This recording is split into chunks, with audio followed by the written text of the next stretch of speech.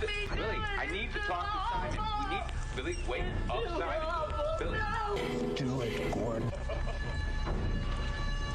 Special thanks to Juan Sanchez NZ5CW for suggesting this video. Session 9 is one of the only movies that's ever really scared me. The filmmakers made the bold choice to use the hospital's decay, from the crumbling walls to the old medical equipment left behind. This wasn't just set dressing, blurred the lines between reality and fiction, immersing the audience in a world that feels terrifyingly real.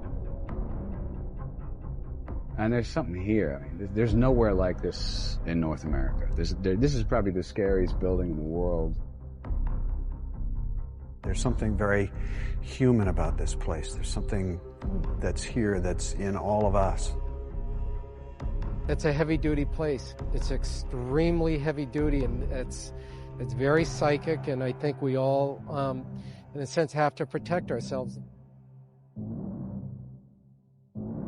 When we perform in these rooms, it's not difficult to be fucking real, because it's creepy.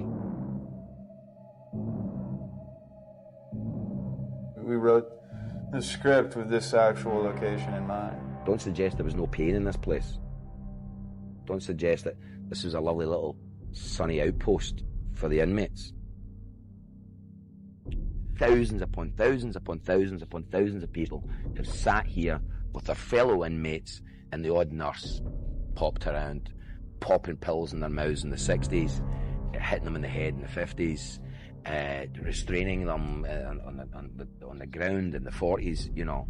And these days we make movies about it. You know, is that progress? I have no idea.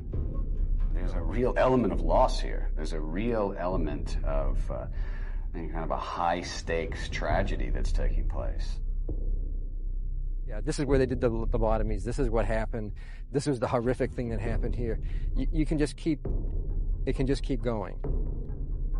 The story is like the grandeur of the architecture and all this versus, you know, the stuff that went on inside. Madness oftentimes is completely ill-defined. Most madness is overactive curiosity. What's it like to walk down the middle of a street with no clothes on? What's it like to take an axe and chop off someone's head? And that's what makes them frightening, and that's what makes that place frightening, is because not only were there people there who had exercised that bizarre curiosity, many of them were physically lobotomized to prevent them doing so, and which thus makes the state, or the keeper, as bad as the kept. And I think that's what comes across here. The beauty of the script is that all of us have, you know, there's very different ideas about why life has not worked for them and why they've ended up in a position where they have a very risky, very dangerous, very lonely, ugly job. When you get to do your first walkthrough, it's not something I mentioned earlier that you kind of go into denial to perform the movie, but you do your first walkthrough, and those images and that feeling will stay with you forever. It was a very synergistic, you know, kind of thing, where we were inspired by the house inspired us. It's a huge kind of maze of anguish. Every corridor has a different kind of story to tell. Every room, every blade of grass around here has been touched by what went on, and it looms large in everybody's psyche. You know, you act very differently out in a place like this. What made Danvers State Hospital the perfect backdrop for a horror film? To understand that, we need to delve into its dark history. The hill where Danvers State Hospital was built upon was once owned by Judge John Hawthorne, judge that presided over the Salem witch trials. Judge Hawthorne sentenced 20 people to death for witchcraft.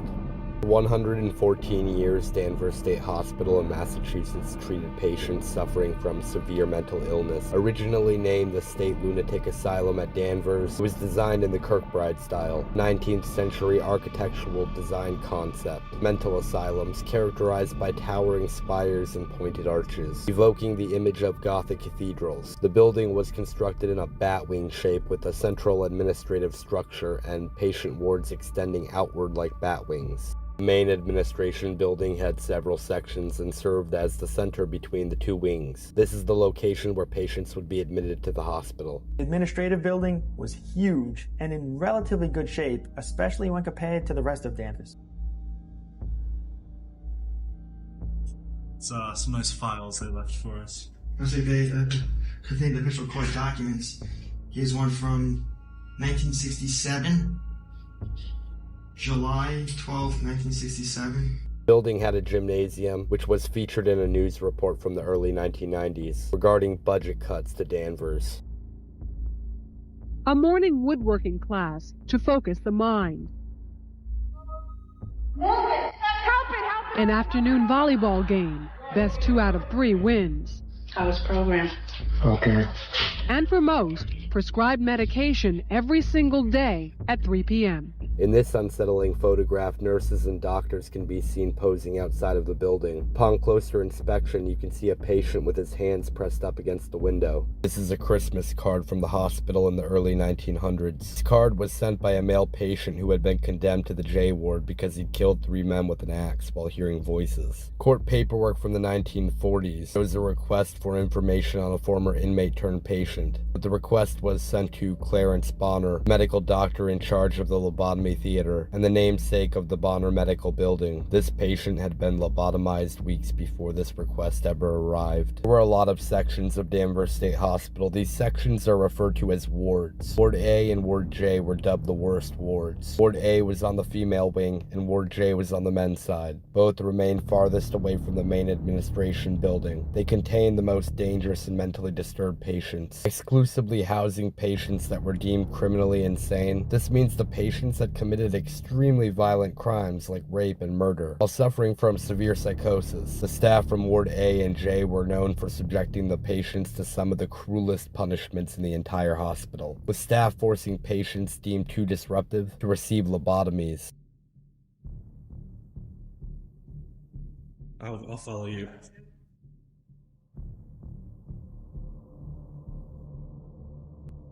Going up?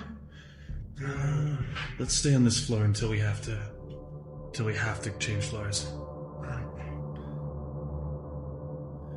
Now, this section they were telling us is the men's section where all the male patients were kept and where they lived and spent their days. J2 to J3.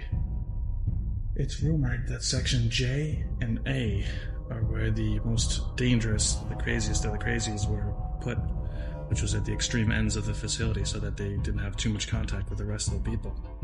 This was the furthest away from the actual administration building. This in the J ward. That's where they kept the worst patients.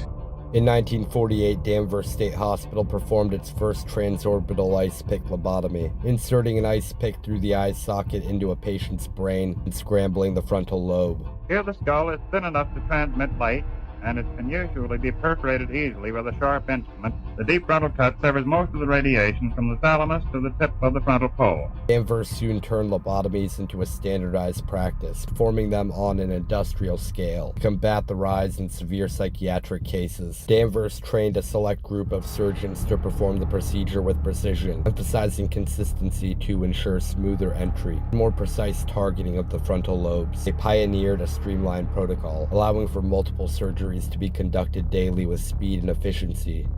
In 1936, a new surgical technique called lobotomy began to be used. The experimental procedure, which partially severed the frontal lobes from deeper parts of the brain, was said to calm and even cure those struggling with mental illness. Doctors would meticulously document the patient's feedback and adjust the procedure to target specific brain areas to control aggression, delusions, or hyperactivity. The hospital's surgery was located in a room designed for allowing an abundance of natural light. This is where the procedure was performed before the lobotomy room was added to the Bonner Medical Building. The Bonner Medical Building also contained the hospital's crematorium, where deceased patients were reduced to ash. Patients in wards A and J were bound in straitjackets and condemned to solitary confinement in what's called seclusion rooms. These rooms were soundproof to prevent the patient's screams from echoing throughout the corridors. Danvers State Hospital numbered seclusion rooms because they housed high-risk patients with extremely violent tendencies, severe psychiatric conditions. These patients were left alone, completely isolated, sometimes for years at a time. Danvers State Hospital began employing art therapy in 1972. These haunting pieces of art were all created by patients. Among them, the darkest is a mural that was painted by an exceptionally violent patient. But what makes it truly disturbing, however, is its location. Looming just outside the crematorium walls in the Bonner Medical Building, this artist's work can actually be seen on the walls of various wards throughout Danvers. This is a picture of an actual patient's room. On the walls are photos and magazine cutouts arranged in a collage style. This was taught to the patients through art therapy, as a way to cope with trauma. Much of the hospital was originally painted in a color called Baker Miller pink, or drunk tank pink, a tone of pink that was believed to reduce hostile behavior. However, this color was later proven to increase agitation in patients experiencing psychosis. They may hear voices, they are very distraught, they're very lonely, it's a very dark feeling. I have this talking in me that tries to talk before I say words, you know? It's like two levels of talk, one here and one down there. Like an echo almost? Sort of. That's where my voices come from, right up here. The hospital's archives were filled with a haunting array of paperwork. Patient escape reports, requests for psychological evaluations, medication logs, patient requisitions, a cheerful Christmas card wishing happy holidays, a blank discharge summary, meal tickets. Among the records was the death certificate of a young boy with mental disabilities who had crawled into an air vent and tragically burned to death in Danvers. But perhaps the most heartbreaking was the story of a teenage girl admitted for nothing other than truancy. She wasn't mentally ill and she wasn't beyond help. Instead, she was placed in the A ward with women who had been to prison for murder. By the time she was released, whatever dreams she had were gone, her mind completely shattered. The hospital had forced a lobotomy on her, stealing not only her future, but her very sense of self. She was only 13 years old. Do you mind my asking basically what you suffer from? I'm not really sure what the diagnosis is. Mm-hmm. Well, tell me what the symptoms are then. Hallucinations, insomnia, delusions, diagnosed with bipolar disease. What is that? Explain what that is. I'm not really sure what it is. Mm-hmm. All I know is it can lead to schizophrenia. Mm-hmm. In 1985, after a major fire ripped through the men's J ward, Danvers closed both A and J, combining them together. Towards the end of 1987, all the wards were completely emptied. Dear Governor Weld and Channel 5 News, we patients will be shifted back and forth like cattle if Danvers State is closed. Danvers State Hospital. Danvers is the most overcrowded state hospital, not just in Massachusetts, but in the nation. Today, Danvers houses 214 patients in a space rated safe for 155. But that is down from 3 years ago when more than 300 patients were sometimes crowded into rooms, 10 at a time. Danvers State Hospital permanently shut down in 1992 due to severe overcrowding, neglect of patients, and budget cuts. Ultimately, I think that the citizens of Massachusetts will pay for it. Medical privacy laws concealed the individual patients' names, leaving much of the hospital's disturbing history shrouded in mystery. After closing its doors, numerous patients returned to the abandoned facility, having nowhere else to turn. Danvers offers patients like Sandra a haven from a hostile world. Well, there gives me a roof over my head, and They feed me. Before permanently shutting its doors, the staff at Danvers had left the patient records and paperwork strewn across the decaying hospital's floors. From notes detailing the progress of lobotomy patients to paperwork that documented the transfer of the criminally insane from high-security prisons. The majority of the paperwork was left scattered in the nurses' building, which was called the Grey Gables. It can be seen in this footage, titled Grey Gables in the Basement Files, by New York Times photographer John Gray. Danvers State Hospital faced a significant asbestos problem, which was not only a pivotal element in the movie, but also a real-life hazard that the cast and crew had to contend with during filming. This is clear from the 2001 state inspection video where the warning placard clearly reads, asbestos. Danvers State Hospital's grim reputation of overcrowding and forced lobotomies directly inspired cosmic horror writer H.P. Lovecraft. The Thing on the Doorstep was a short story he first published in January 1937 in an issue of Weird Tales. It specifically mentions a character sent to Arkham Sanitarium in the fictional town of Arkham, Lovecraft's version of Salem, Massachusetts. But it wasn't until 1974 that H.P. Lovecraft's dark and foreboding concept of Arkham Asylum was introduced to new generations of fans, when comic book writer Dennis O'Neil incorporated it in issue 258 of the Batman comic book series. Arkham Asylum resonated with fans so much it became embedded into Batman lore, prominently known for housing Gotham City's most dangerous and deranged criminals, like the Joker.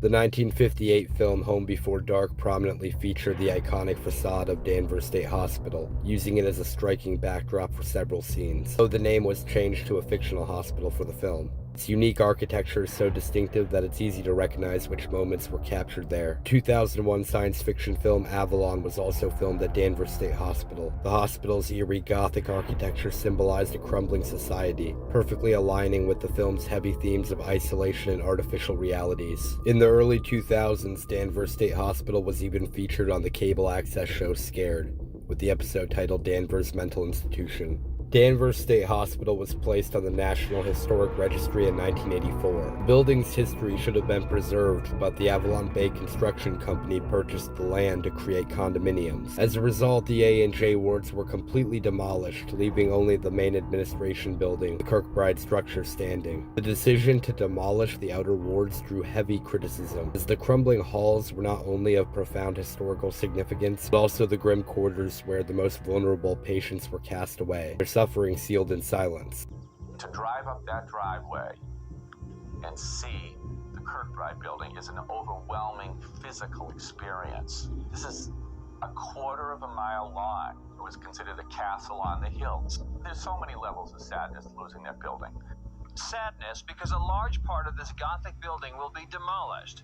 Closed in 1992 due to budget cuts and severe overcrowding, Avalon Bay Communities plans to develop the property into 500 luxury apartments and condominiums. We are preserving 100,000 feet of what is considered the most important, or the central building, the Kirkbride building. This was the original structure on the site, and the first wing essentially on either side. It was designed as a quarter of a mile long building that the most dangerous, severe, mentally challenged people were on the either end of the building. By tearing it down and just leaving the central core, which was the administration building, is truly taxidermy. Danvers State is more notorious than celebrated to most. A place where lobotomies were once commonplace, the mentally ill warehoused, and at the end, sleeping in corridors. The value of the Danvers archive footage is owed to films like Session 9 and videos by John Gray, along with YouTubers like Bleep and Mike's Digital Music, who contributed to making much of the hospital's layout publicly accessible, preserving its history for future generations. The first thing I noticed when watching Session 9's trailer was that the dates for Danvers' opening and closing were inaccurate. What you're watching here is the trailer with the dates corrected. The film opens up with a disorienting shot revolving around a lone chair in a dark, dilapidated hallway in Danvers. The wall paint is chipped and peeling. A thick layer of grime covers the floor. The sound of water dripping echoes throughout the ward's corridors. The chair is located in the A ward of the hospital, a detail that becomes extremely important later in the film. In this scene, the camera follows Gordon and Phil drinking coffee in the work van parked against the crumbling gates of Danvers State Hospital. Phil tells Gordon he appears tired. Gordon explains that he and and his wife Wendy haven't gotten much sleep lately, due to his newborn daughter Emma suffering from an earache. Gordon and Phil are then greeted by the security guard Mike. There are two Mikes in this movie, so it can get confusing. This is security guard Mike. Security guard Mike says that Bill Griggs will be with them shortly. Phil asked Mike when the hospital was shut down, and Mike replied, 1985, where in reality the hospital shut down in 1992. Security guard Mike explains that kids break in to vandalize the place sometimes. Mike then notices Bill's car approach, says to Gordon and Phil good luck. Bill begins to lead Gordon and Phil on a tour of the hospital while outlining the details of the job, starting with the infamous Bonner Medical Building. Though not explicitly stated, this is the building that contains the electroshock lab. While inside the section with the hydrotherapy rooms, as Gordon and Phil ominously stare on, Bill coldly states, "Oh, what are you, a little scared, Phil? This is hydrotherapy. Used to be cutting edge. They soak the nut jobs in cold water. I guess that was the way to chill them out. I don't know." Or they'd give them a lobotomy. Yeah, the prefrontal lobotomy was perfected here at Danvers. Gordon seems highly disturbed by this information, and when Bill offers to show them a glimpse of the morgue in the basement, he outright declines, instead inquiring about the areas of most concern. Hey, there's a fantastic morgue in the basement where they do the post-mortem.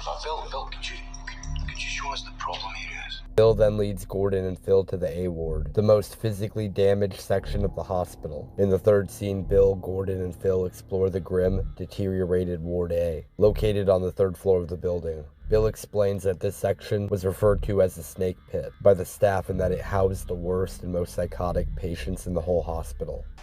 Psychotic. The most dangerous ones furthest away, right? While Bill and Phil are talking, Gordon becomes hauntingly entranced by a lone chair secluded at the end of the dimly lit hallway. It's here for the first time Gordon hears a voice call out to him.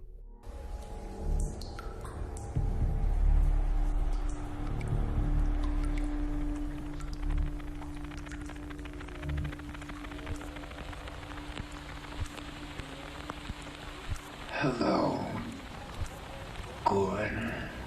The eerie voice seems to know Gordon, even referring to him by his name. The important thing to remember is the way the voice greets him by saying, "Hello, Gordon." This will become important later. Inside the solarium, Phil samples asbestos-covered tile as Gordon and Bill discuss the job's strict deadline. The word Sabbath can be seen written in graffiti behind Bill, a detail that becomes more obvious in the following scenes. Phil explains the job will take 3 weeks minimum, but Gordon interjects saying they can do it in 2 weeks before changing it finally to just 7 days, or 1 week. Bill then hands Gordon over the keys to the hospital, sealing the deal. Bill's smile is unsettling, and for the first time, an inverted pentagram can be noticed, clearly positioned on the wall directly behind him. Bill, Gordon, and Phil then begin walking together down a corridor, where the Sabbath graffiti becomes much clearer, as does the ward where the scene was filmed, Ward C. Phil becomes distracted by one of the seclusion rooms and is lured inside. Bill explains to Phil and Gordon that the collage-style pictures plastered on the wall were part of a 1970s art therapy program. This detail is historically accurate, as previously discussed. Such programs did exist, and many rooms featured similar collage-like designs. The room itself exudes an unsettling and chaotic atmosphere. As the camera pans across the wall collages, one detail stands out: a newspaper clipping affixed to the wall with the ominous phrase, "One day it's going to dawn on you." Outside the front of the administration building, Phil returns inside briefly to retrieve his bag he forgot, and when he does this, Bill approaches Gordon and asks if he'd like to see the old graveyard, then congratulates Gordon on the birth of his daughter and embraces him. Gordon's reaction almost appears upset, as if it hints at a darker, more sinister meaning. Inside the administration building, you're then introduced to the other employees: Mike, Hank, Gordon's nephew, Jeff. Hank stole Phil's girlfriend and repeatedly taunts Phil with this simply to be cruel. At lunchtime, Mike tells everyone about the Patricia Willard scandal, an incident involving repressed memories, ritual human sacrifice, and satanic ritual abuse. Watch as her mother cut this baby's heart out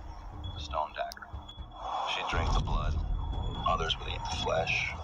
Her grandfather, father would fuck her repeatedly. Now he'd do it 3 times a week.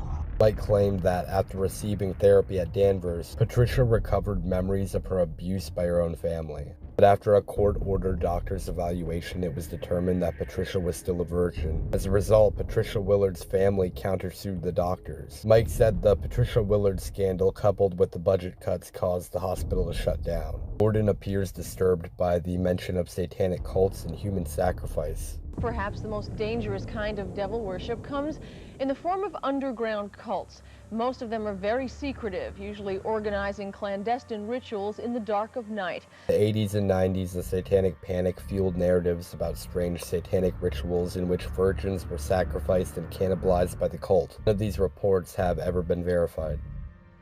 The hard evidence is difficult to find because if a child is sacrificed, that child's body isn't going to be left. If it's an Orthodox satanic cult, they're going to burn the body and they're going to eat it during ceremony, so they'll leave no evidence around.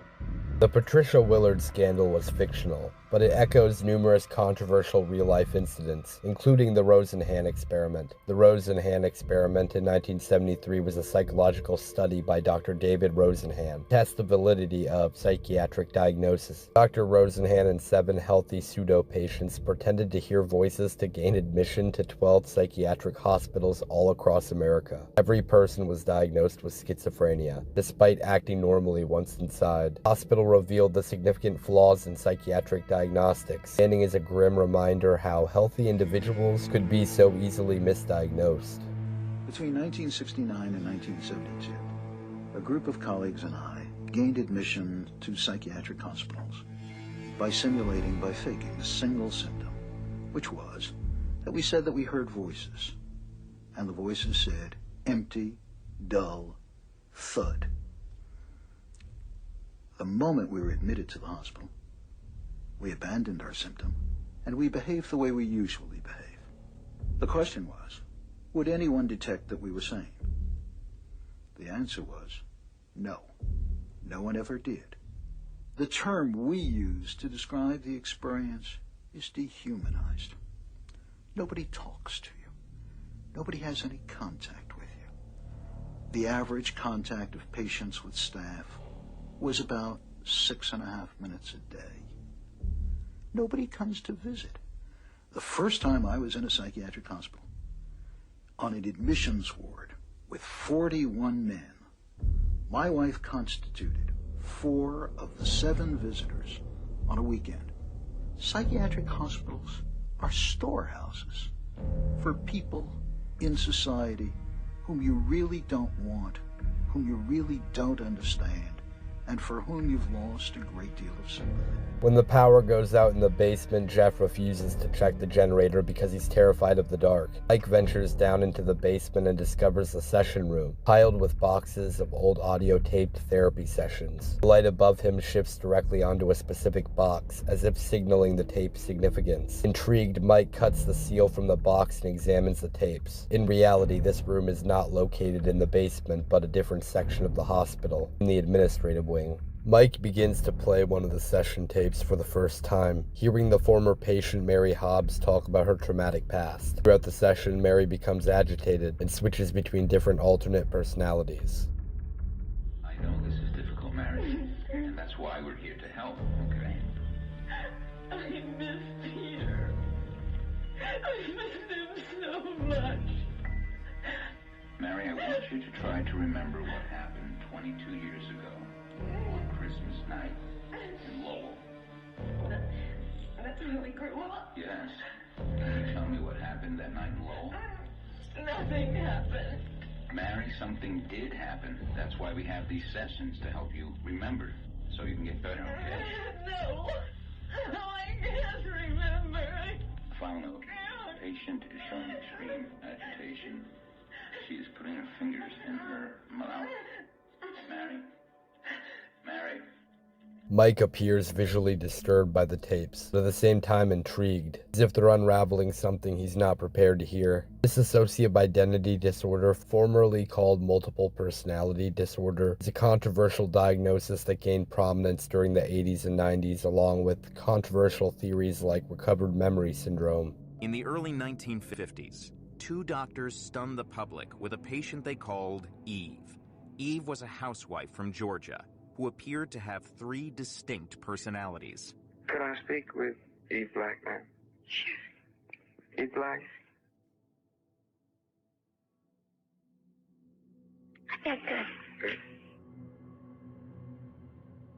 To explore this further, Wilbur began an aggressive treatment similar to one she had used as a young psychiatrist. Back then, she would delve into the unconscious mind by injecting mentally ill patients with hypnotic drugs, or so-called truth serums. Now she used this technique on Mason.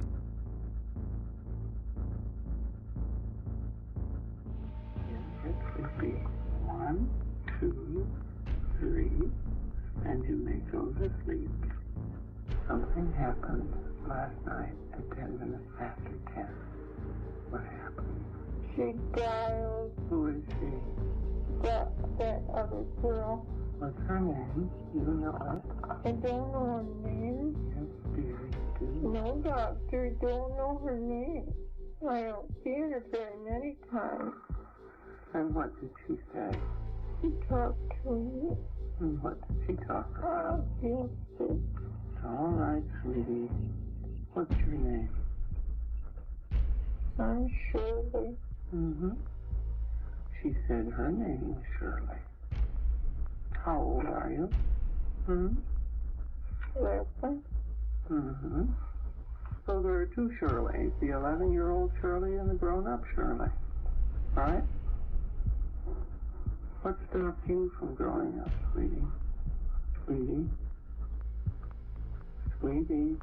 These accounts were highly sensationalized, and today many doctors question the authenticity of both disorders. They now suspect that doctors may have been implanting ideas into their own patients' minds. But there are other therapists who say the number's not in the millions, but zero, that not even a single case of multiple personalities is real. The whole concept, not Sigmund Freud, but junk science. All MPD cases are artificial productions, provoked by the attention doctors and others give them. All of them. While spraying red decontamination gel in the basement tunnels, Hank notices black graffiti on a pipe that reads "Satan Rules," spraying over the graffiti to make it unreadable.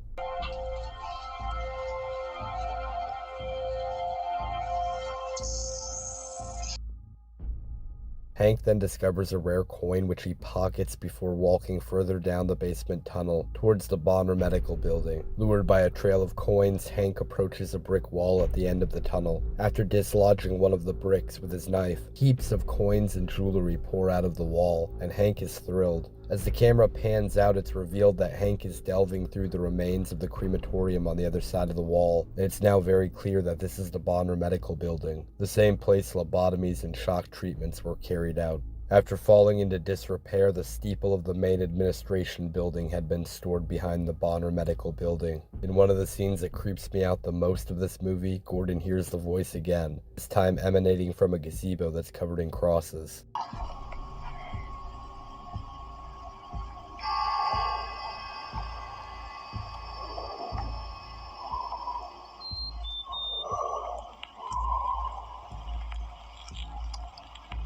You can hear me.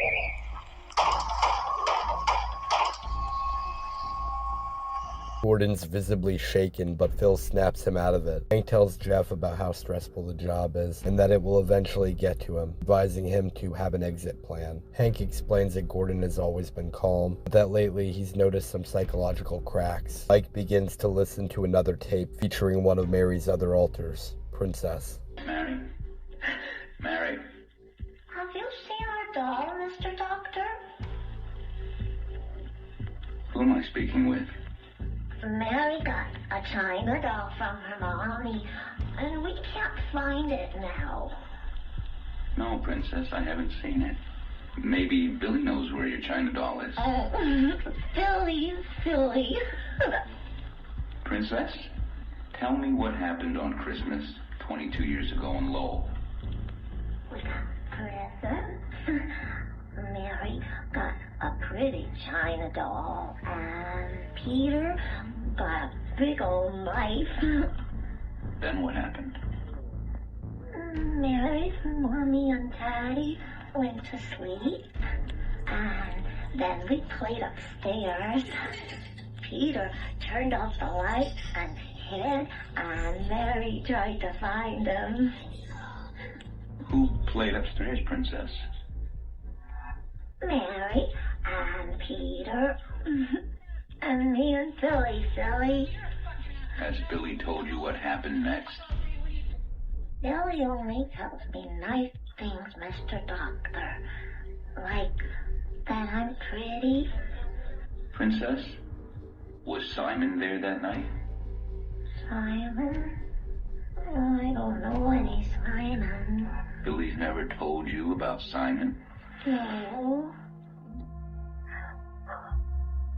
I'm tired, Mr. Doctor. Mike's obsession with the tapes deepens as he uncovers the unsettling layers of Mary's trauma. In the next scene, an anxious Gordon calls his wife Wendy. She hangs up on him midway through the conversation. Gordon appears emotionally drained and tired. That night, when Hank returns to the crematory to retrieve the stolen treasure, he even discovers a lobotomy ice pick along with the glass eyes and gold teeth from other former patients. When Hank finally attempts to leave the tunnels, he's chased to the exit, where he's ambushed by an unseen force. On the roof, the crew discusses Hank's disappearance. Gordon and Phil argue, with Gordon questioning Phil's story that Hank just left. This disagreement escalates as Gordon becomes increasingly paranoid, and after staring at the men's gazebo again, finally cracks and violently grabs Phil. After fleeing the rooftop, Gordon brings himself to the stairwell of Ward A. While looking at his hands, he notices that there's blood underneath his fingernails. Gordon takes a walk past the men's gazebo along Winter's Path, leading to the graveyard. The graveyard only contains small broken headstones with numbers on them, no names. This footage by John Gray showed the condition of the old graveyard in 2001. Gordon, his voice now breaking, attempts to call his wife again, begging for forgiveness, but she again suddenly hangs up on him. As the camera pans down, it becomes clear that Gordon is sitting on top of Mary Hobbs' grave, marked by her patient number 444. On the second floor of Ward B, Jeff spots Hank acting strangely in the stairwell, repeating the phrase, "What are you doing here?" before wiping a blood trail on the window. Jeff then runs off to alert the others. In the gymnasium, Gordon witnesses Phil flipping one of the antique coins, causing him to become paranoid and argumentative. As Gordon disputes with Phil, Jeff interrupts and says he's found Hank. Phil is skeptical. Gordon believes Jeff immediately and begins searching for him. When the group reaches the B ward stairwell where Jeff insists that he saw Hank, they find no one there. However, Gordon spots a single antique coin on the floor where Hank was supposedly standing. Convinced this means Hank is still in the building, Gordon urges Phil to join him upstairs to continue the search. Phil outright refuses and instead takes Jeff down to the basement tunnels to search for Hank there, while Mike takes advantage of the opportunity to listen to the last tape in the session room. Phil leaves Jeff in the basement as he descends into the tunnel system to search for Hank. Phil soon discovers Hank alone in the dark, only wearing underwear and repeating the words, "What are you doing here?" At this exact moment, Gordon says over the radio that he's found Hank. Phil is perplexed because he's staring directly at Hank, so he asks Gordon where he's at, to which Gordon responds, "3rd floor, Ward A." Gordon had traveled to the same floor that has the chair outside Mary Hobbs' seclusion room, same place from the beginning where he first heard the voice call out to him. At this moment, the generator shuts down, leaving everyone in the dark. Jeff's phobia kicks in and he begins running terrified through the dark basement alone, until he finds an exit through the 1898 Queen Anne-style building called the Grey Gables. The Grey Gables was a building that housed female nurses. It was also said to be one of the most haunted buildings on the premises. Much of the paperwork left behind at Danvers was discovered in the basement, as shown in this rare footage taken by John Gray called Grey Gables in the Basement Files. Jeff runs to the work van and radios his location before he's suddenly attacked by an unseen force. The generator suddenly kicks back on, and the recorder continues to play the final tape session, Session 9. Who is Simon, Mary? I have no idea who Simon is. I am sick of Mary, this calm session. down. I just want to go back to my room. Mary? No, I won't tell. Mary's a good girl. She doesn't need to know. What? Like Simon did. To who, Billy? To who? To Peter. What did Simon do to Peter, Billy? Come to Billy. I need to talk to Simon. We need Billy. Wait up, Simon. Billy. We need to wake up, Simon. Wake up, Simon. Hello, Doc. Simon. You know who I am. Billy has told me a lot about you. Billy is a smart boy. What happened on Christmas night in Lowell? Use your imagination. I'd rather you tell me, Simon. Peter was naughty, Doc. What did Peter do? He shouldn't have done it, Doc. Tell me, Simon. He scared Mary, Doc. He crept up behind her in the dark, and he scared her. Mary fell down, Doc. She fell on her doll. It cut her up, Doc. It cut her up real bad. She needed someone to help her. So I introduced myself. Hello, Mary. And I told her to cut up Peter, Doc. To cut him up real bad, too. Good thing his knife was brand new. Real sharp.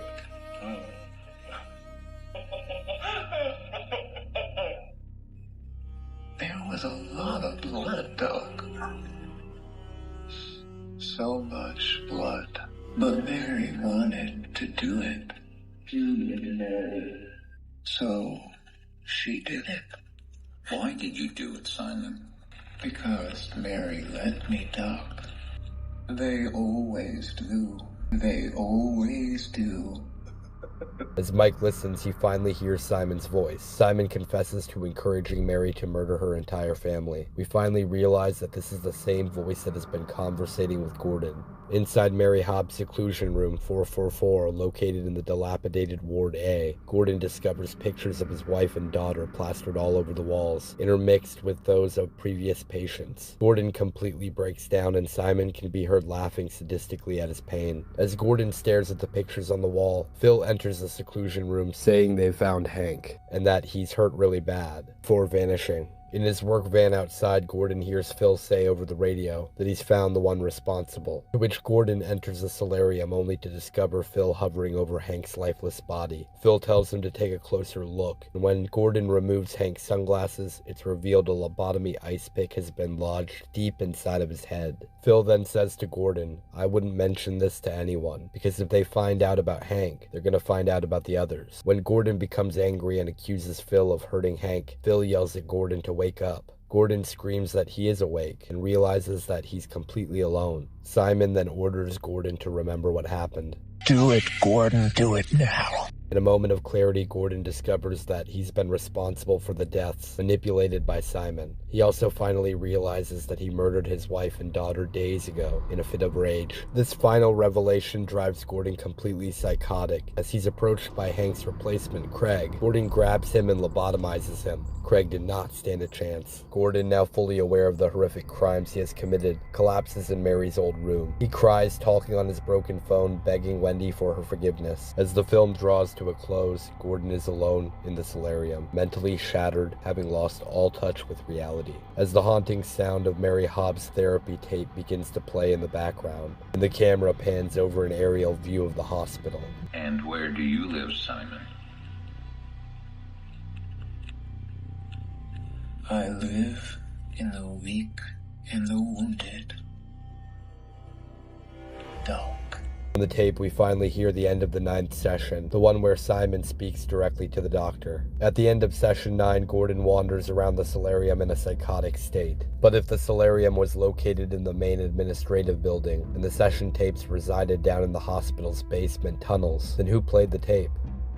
There is an alternate version of Session 9 featuring deleted scenes and a completely different ending. In this version, the murders are revealed to have been committed by a homeless woman who returned to the hospital, but we're not focusing on that in this video. My theory is that Simon was either a Canaanite demon or the devil. and that after making a deal with Simon, Gordon desperately offered up his co-workers as human sacrifices to appease Simon to bring back his dead wife and daughter. I don't think Gordon enjoyed murdering people, as he showed signs of distress and even disassociation. This is seen clearly at the end when Gordon is walking in a trance through the hospital witnessing the carnage he's unleashed. Disassociation is typically caused by extreme trauma or reluctance to accept what's happened. Gordon was willing to go to any length to get back what he lost, but in doing so ended up solidifying his place in hell. It's a Faustian tale. Consider this. Simon communicates with Gordon long before Mike ever opens the box of session tapes. If Simon were just a manifestation of Mary's fractured psyche, then why would he be able to directly influence Gordon? And why does Simon's unsettling voice sound identical to both Mary and Gordon? And when Simon introduced himself to Gordon, he did it exactly the same way he did with Mary. In the scene where Simon finally introduces himself to the doctor, he says, "Hello, Doc."